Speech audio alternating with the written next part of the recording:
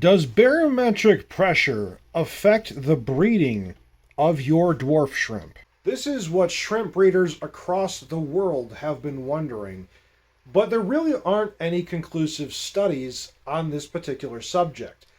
So I've decided maybe it's about time we start collecting some data.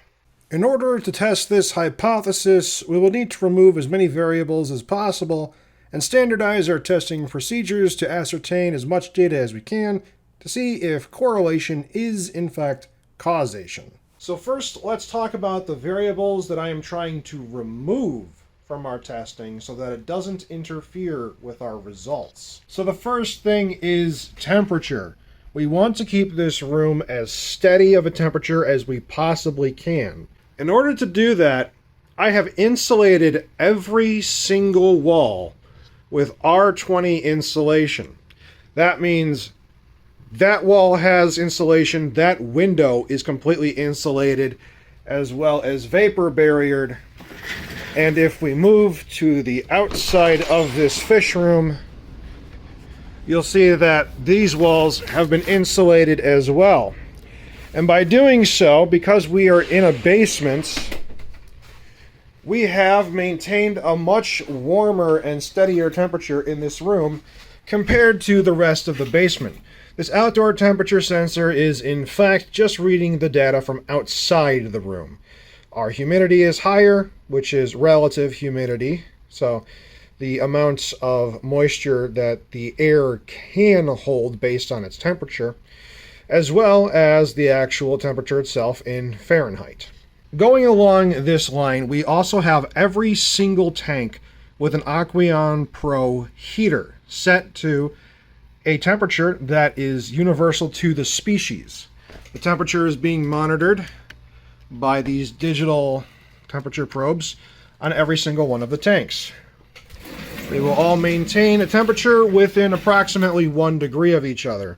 That 1 degree difference is just the variance between the heater and the probe's accuracy, as these cheap probes can be a little bit fluctuative in their readings. Now, the next thing we want to do is make sure that the water we are using is consistent throughout the year, no matter what happens. All the water that gets used in the fish room comes from this reverse osmosis deionization water filtration system. It's got 1, 2, 3, 4, 5, 6, 7 stages to it, and then gets stored in this 30-gallon pressurized tank. Now, the TDS incoming is about just under 600. It's relatively high because we're starting out with well water, but the end result is 22. Now, granted, it could be lower if we change the deionization filter more often, but this is about as good as we can get it given our situation with our well water. That RODI water then gets filled into this 5-gallon jug, of which there are separate jugs for every species, because once we fill up the jug, we will remineralize the water with salty shrimp salt mixtures that are designed specifically for the species where this water will be going into. We always follow the dosing instructions and try to get the TDS to match what it says on the label before adding it to the tank. We have 3 different species of shrimp to analyze, so there are 3 different mixtures for those shrimp. To handle evaporative water loss, we will always fill up the tank with RODI water directly from our pressurized tank until the water reaches the level where it is no longer seen by the black plastic on these 10-gallon tanks. The next variable that we'll be isolating are the lights.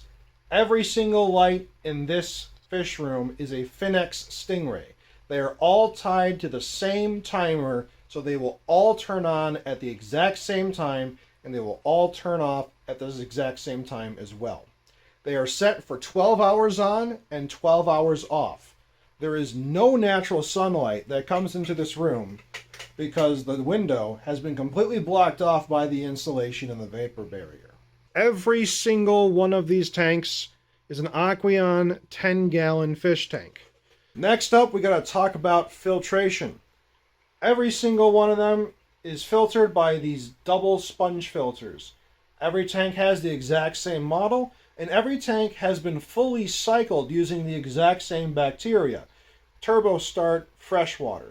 Powering the sponge filter while also providing aeration to every single tank is a linear piston air pump that goes into the central airline system that feeds air to every single one of these tanks. Now let's talk about the species of shrimp that are going to be tested throughout the year. These 4 main tanks are all Neocaridina davidi. So these are your standard cherry shrimps that you would deal with. We have Dream Blue Velvet, Bloody Mary Red, Jade Green, and Sun-Kissed Orange. In this tank we have Caridina shrimp. These are Crystal Reds. These guys, any of the bee shrimps that we keep, are going to have fluval stratum actively buffered substrate. We have a few tanks set up waiting for new inhabitants, or just growing biofilm and keeping the cycle going on them until we get some more. But for right now, we have a pretty healthy population of Crystal Reds just kind of skadoodling around, doing their thing. This particular tank will have Cardinal Dornali. These are Cardinal Solowashi shrimp. And these guys enjoy an inactive, inert substrate, supplemented with some lava rock just to provide some surface area for biofilm and algae to grow on, as these guys are heavy on grazing. The last parameter we're going to be talking about is their food source. They get specifically these pellets from Aquatic Arts. This is their standard everyday diet. All the shrimps get these pellets.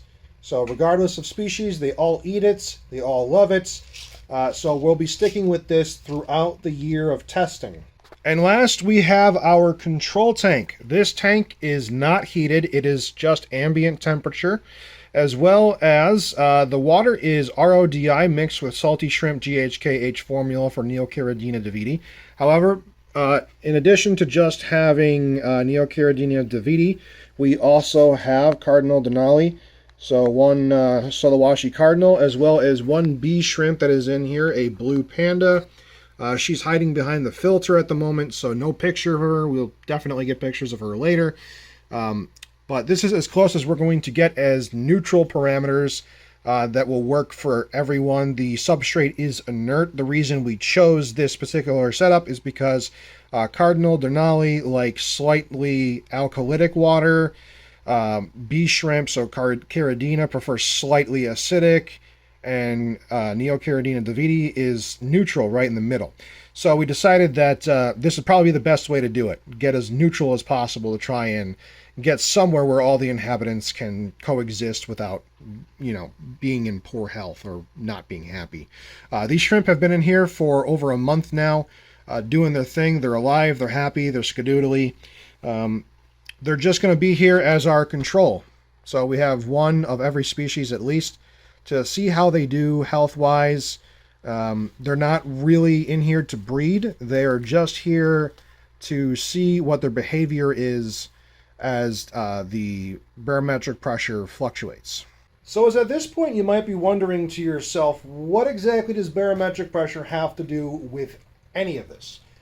Well, if you've been breeding shrimp for years and years on end, you may have noticed that during the winter months, dwarf shrimp just seem to stop breeding. And regardless of all the parameters that we just talked about, no one seems to really know why. And the only piece of data that we can find that has some sort of correlation to this phenomena is barometric pressure.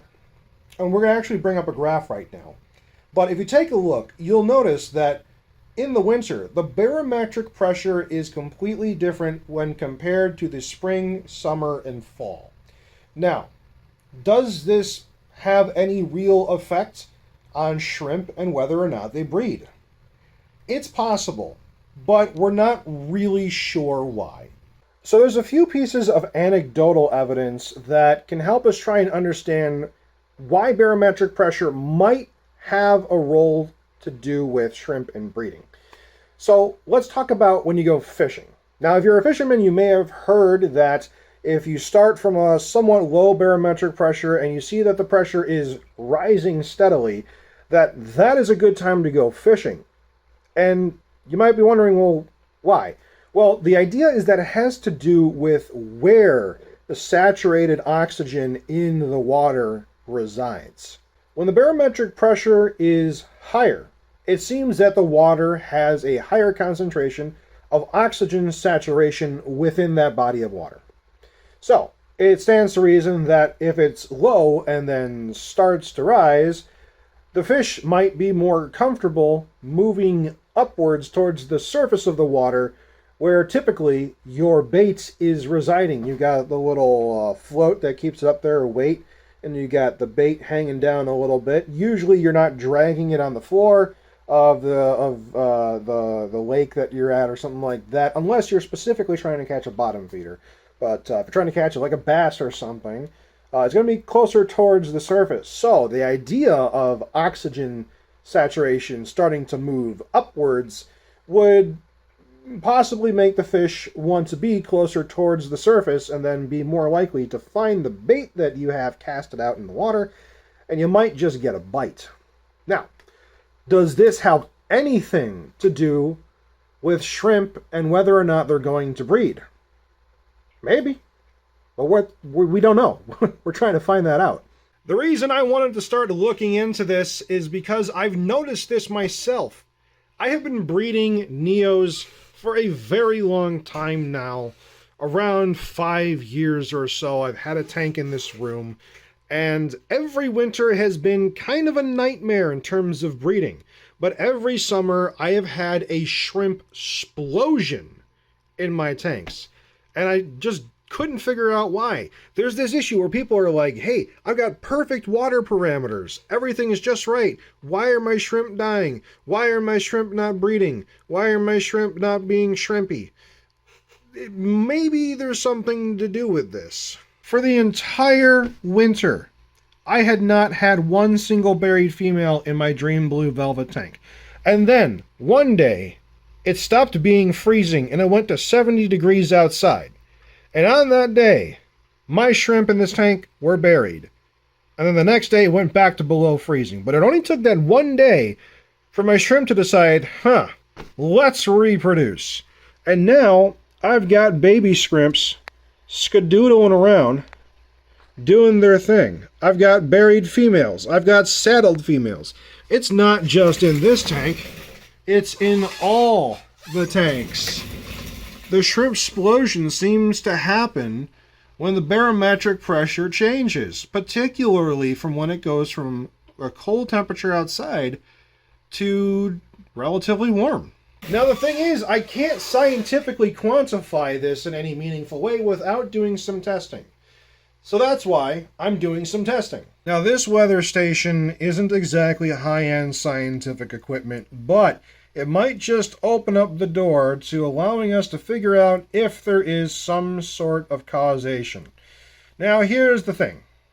What we're going to do is whenever the shrimp are doing good and they're breeding, we're going to take note of this number right here. The pressure. That is the barometric pressure. You'll notice there's a graph that tells us that it was a bit higher earlier in the day and it has gotten lower. Now, we're going to note when it's low and see what the shrimp are doing.